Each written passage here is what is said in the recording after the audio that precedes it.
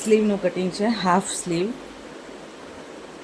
Half મતલબ elbow સુધીની છે, 12 ઇંચ લંબાઈ છે. તો ટોટલ લંબાઈ લઈ લીધી, એક આ બોક્સ બનાવી દીધું લંબચોરસ. હવે જેટલા શોલ્ડર હોય ને, મતલબ 14ના શોલ્ડર છે તો અડધા 7 થયા, 15ના શોલ્ડર હોય તો 7.5 થાય, તો 15નો અડધો ભાગ 7.5, તો 7.5 એ માર્ક કરી એની અંદર 1.5 ઇંચ એક્સ્ટ્રા ઉમેરી દેવાનું માર્જિન માટે. માર્જિનનું ઉમેરાઈ જાય પછી ત્યાંથી આપણે જે આ લાઈન દોરી છે, માર્ક કર્યું છે, ત્યાંથી 4 ઇંચ અંદર આવી જવાનું છે. હવે આપણે અહીંયાથી આ આર્મહોલ, આ ક્યાંય રેડીમેડ મળતો નથી, આપણે શીખવો જ પડે છે. હવે આ આવી મોરી, હાથની મોરી, તો 11 છે તો 5.5 અહીંયા અને 1.5 ઇંચ એક્સ્ટ્રા માર્જિન.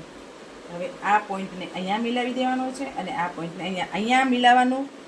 એમને એમ નથી મિલાવવાનું, આપણો જેટલો મૂંઢો હોય એ મૂંઢા પ્રમાણે મિલાવવાનું. કે 16નો થતો હોય કે 9નો થતો હોય તો અહીંયા 8.5નો થાય છે, તો આટલું લૂઝિંગ માટે રાખવાનું.